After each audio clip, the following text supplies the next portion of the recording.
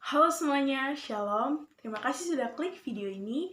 Perkenalkan, nama saya Filia Regita Tuprisa, NPM 1214201200073, kelas 1B, mata kuliah Ilmu Dasar Keperawatan 1, dosen pengampu Ibu Grace Wakano, SCAP, MCAP, Program Studi Keperawatan, Fakultas Kesehatan, Universitas Kristen Indonesia Maluku, tahun 2020. Saat ini saya akan menjelaskan anatomi sistem respirasi dan anatomi sistem endokrin.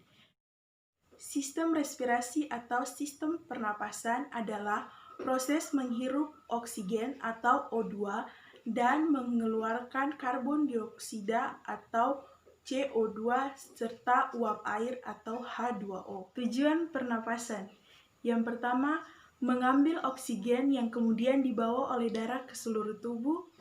Yang kedua, mengeluarkan karbon dioksida sebagai sisa pembakaran yang dibawa darah ke paru-paru untuk dikeluarkan. Ketiga, sebagai proses metabolisme sel di dalam darah. Bagian pertama adalah rongga hidung. Rongga hidung merupakan jalan masuk pertama udara ke dalam tubuh. Di dalam rongga hidung terdapat rambut, selaput lendir, konka, dan banyak kapiler darah. Fungsi hidung. Yang pertama, sebagai indera pembau. Yang kedua, menyaring partikel debu yang masuk bersamaan dengan udara. Yang ketiga, membunuh kuman yang masuk bersamaan dengan udara oleh leukosit yang terdapat pada selaput lendir. Bagian kedua adalah faring. Faring merupakan percabangan antara dua saluran, yaitu saluran tenggorokan atau nasofaring sebagai saluran pernapasan dan saluran kerongkongan atau oral faring yang merupakan saluran pencernaan. Bagian ketiga adalah laring. Laring atau pangkal tenggorokan. Pada pangkal tenggorokan terdapat katup epiglotis. Katup epiglotis berfungsi pada saat menelan makanan. Katup ini akan menutup sehingga makanan akan masuk ke dalam saluran kerongkongan dan tidak masuk ke dalam saluran tenggorokan. Kemudian sebaliknya, pada saat bernapas, katup epiglotis akan membuka sehingga udara akan masuk ke dalam saluran tenggorokan. Bagian yang keempat adalah trakea. Trakea atau batang tenggorokan merupakan lanjutan dari laring yang terbentuk dari 16-20 cincin yang terdiri dari tulang rawan. Bagian yang kelima yaitu bronkus. Bronkus merupakan cabang tenggorokan yang menghubungkan antara trakea dan paru-paru. Bronkus terbagi menjadi bronkus kanan dan bronkus kiri. Bronkus kanan lebih besar dan lebih pendek daripada bronkus kiri. Bagian keenam adalah paru-paru. Paru-paru terletak di dalam rongga dada di atas diafragma. Paru-paru manusia mempunyai struktur mirip seperti spons dan berbentuk seperti sarang lebah, dengan epitelium lembab sebagai tempat pertukaran respirasi. Paru-paru mempunyai selaput pembungkus yang disebut pleura. Pleura yang dimaksud adalah pleura visceral atau selaput bagian dalam dan pleura parientalis atau selaput bagian luar. Di antara kedua selaput tersebut terdapat cairan limfe yang menyebabkan proses kembang kempis paru-paru tidak terdapat gesekan. Paru-paru bagian kanan terdiri dari 3 lobus, sedangkan paru-paru bagian kiri terdiri dari 2 lobus. Itulah yang menyebabkan paru-paru bagian kanan lebih besar daripada paru-paru bagian kiri. Bagian yang ketujuh adalah bronchioles. Bronchioles merupakan percabangan dari bronkus. Bronkus bercabang 3 bronchioles ke kanan dan 2 bronchioles ke kiri. Di dalam paru-paru, bronchioles terus bercabang-cabang menjadi ductus alveolus. Bagian yang terakhir adalah alveolus. Alveolus sendiri merupakan percabangan dari ductus alveolus. Dinding alveolus berstruktur tipis dan berisi banyak kapiler darah. Melalui dinding alveolus inilah terjadi difusi antara alveolus dan darah. Pada alveolus juga terjadi pertukaran oksigen dan karbon dioksida. Demikianlah penjelasan tentang anatomi sistem respirasi. Kita masuk pada bagian yang kedua, yaitu anatomi sistem endokrin. Sistem endokrin atau yang disebut sistem hormon.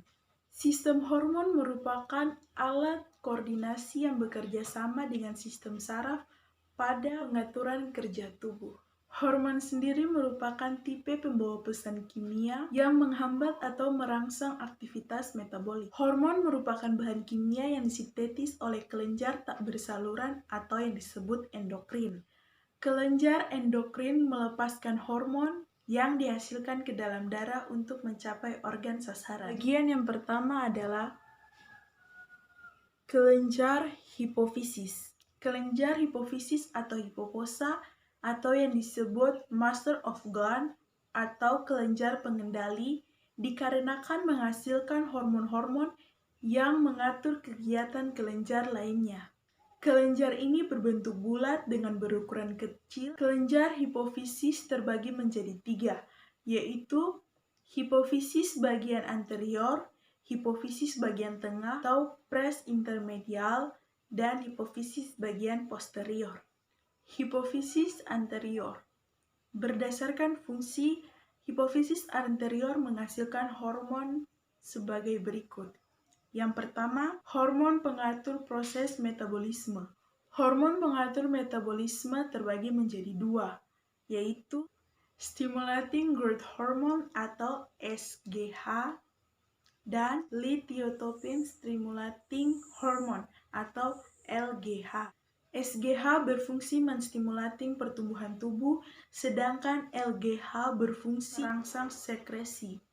Yang kedua, hormon pengatur aktivitas kelenjar lain. Hormon ini terbagi atas 3. Yang pertama, thyroid stimulating hormone atau TSH. TSH berfungsi merangsang sekresi dan pertumbuhan kelenjar tiroid. Yang kedua, adenocorticotropin hormone atau ACTH. ACTH berfungsi mengendalikan sekresi korteks adrenal. Hormon ini penting untuk mengendalikan manusia dalam kondisi stres, luka, pendarahan, dan ketegangan mental. Yang ketiga, gonadotropin atau hormon kelamin. Hormon kelamin terbagi menjadi 2, yaitu LH atau luteinizing hormone dan FSH atau follicle stimulating hormone. Hormon LH pada wanita berfungsi untuk merangsang pemasangan folikel ovarium untuk ovulasi, pembentukan estrogen dan progesteron. Hormon LH pada laki-laki berfungsi merangsang sel Leydig untuk menghasilkan testosteron. Sedangkan hormon FSH pada wanita berfungsi merangsang pertumbuhan folikel dalam ovarium untuk oogenesis. Sedangkan hormon FSH pada laki-laki berfungsi untuk mempengaruhi tubulus seminiferus untuk spermatogenesis dalam testis. Bagian kedua, hipofisis pres intermedial. Pres intermedial menghasilkan hormon melatropin atau melatonin stimulation hormone atau MSH yang berfungsi merangsang melatosit atau pigmen warna. Yang ketiga dan terakhir adalah hipofisis posterior. Hipofisis posterior menghasilkan 2 hormon, yaitu antidiuretik hormone atau ADH dan oksitosin. ADH berfungsi untuk meningkatkan permeabilitas dengan merangsang tubulus collectivus distal untuk absorpsi air lebih giat dengan efek hambatan pembentukan urin. Oksitosin berfungsi merangsang sel-sel otot uterus sehingga kontraksi rahim kuat pada saat melahirkan. Bagian yang kedua, kelenjar hipotalamus. Kelenjar hipotalamus berada di dasar otak. Ada berbagai hormon yang disintesis oleh hipotalamus. Yang pertama, thyrotropin releasing hormone atau TRH yang berfungsi merangsang lobus anterior untuk pembebasan tirotropin. Yang kedua, gonadotropin-releasing hormone atau GnRH berfungsi merangsang pembebasan gonadotropin. Lobus anterior mensekresi LH dan FSH. Yang ketiga, somatostatin berfungsi menghambat sekresi hormon pertumbuhan oleh hipofisa serta menekan sekresi TSH. Yang keempat, corticotropin-releasing hormone atau CRH berfungsi merangsang lobus anterior hipofosa untuk mensekresi ACTH.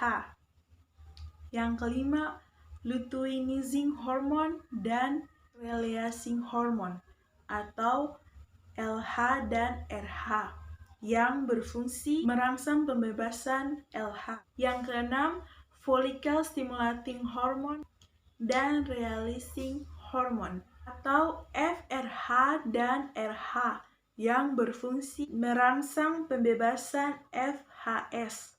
Yang ketujuh, somatotropin releasing hormone atau STH dan growth releasing hormone atau GRH yang berfungsi merangsang pembebasan somatotropin. Yang kedelapan, prolactin release inhibiting hormone atau PRIH berfungsi menghambat pembebasan prolaktin.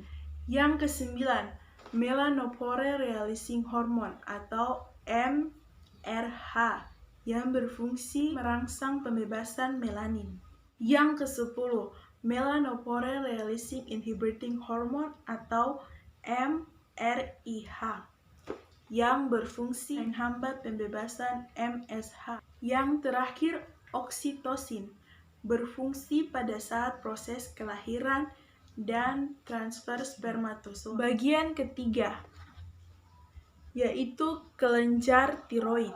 Kelenjar tiroid menghasilkan hormon yang mempengaruhi pertumbuhan, perkembangan, diferensiasi jaringan, dan mempengaruhi metabolisme tubuh. Hormon yang dihasilkan kelenjar tiroid yaitu 1. Toksin berfungsi meningkatkan kegiatan metabolisme, perkembangan, dan kegiatan sistem saraf. Yang kedua, triodotironin yang berfungsi meregulasi metabolisme, pertumbuhan, dan perkembangan. Yang ketiga, kalsitonin. Kalsitonin berfungsi menurunkan kadar kalsium dalam darah dengan cara absorpsi kalsium oleh tulang. Bagian selanjutnya, kelenjar paratiroid. Kelenjar paratiroid menghasilkan parathormon atau paratiroid hormon yang berfungsi mempertahankan kadar kalsium dan fosfat dalam darah. Bagian selanjutnya adalah kelenjar timus. Kelenjar timus terletak di atas sternum dan perikardium. Kelenjar ini hanya muncul pada anak yang berusia 14-17 tahun. Kemudian kelenjar ini akan hilang. Hormon yang dihasilkan kelenjar ini adalah somatotropin. Bagian yang selanjutnya adalah kelenjar adrenalin. Kelenjar adrenalin terletak di bagian atas ginjal dengan masing-masing berbobot 5 gram. Kelenjar adrenalin menghasilkan beberapa hormon, yaitu 1. Hormon kortison. Hormon kortison berfungsi mengatur metabolisme sekresi hormon kelamin, destruksi leukosit, dan mempertahankan keseimbangan air dan mineral. Yang kedua, hormon epinefrin dan neonefrin yang berfungsi seperti adrenalin tetapi kemampuannya lemah. Bagian yang selanjutnya adalah kelenjar pankreas. Kelenjar pankreas memproduksi insulin dan glikogen. Bagian yang terakhir yaitu kelenjar gonal atau kelenjar kelamin. Di sini terdapat dua, yaitu ovarium atau testis. Kelenjar kelamin pada laki-laki yaitu testis yang menghasilkan testosteron. Sedangkan kelenjar kelamin pada wanita yaitu ovarium yang menghasilkan estrogen, estradiol, dan progesteron. Yang pertama, testosteron atau androgen atau androstegon berfungsi mempertahankan proses spermatozoa bersama SH menampakkan ciri pria seperti tumbuhan otot, pita suara, dan kumis juga janggut. Yang kedua, hormon estrogen dan estradioli berfungsi mempertahankan ciri-ciri sekunder wanita, seperti pelebaran pelvis, pertumbuhan payudara, dan perkembangan suara. Yang ketiga, hormon progesteron berfungsi mempersiapkan rahim untuk kehamilan dan menjaga perkembangan uterus. Demikian penjelasan saya tentang anatomi sistem respirasi dan anatomi sistem endokrin. Mohon maaf bila ada salah-salah kata, dan terima kasih telah menonton.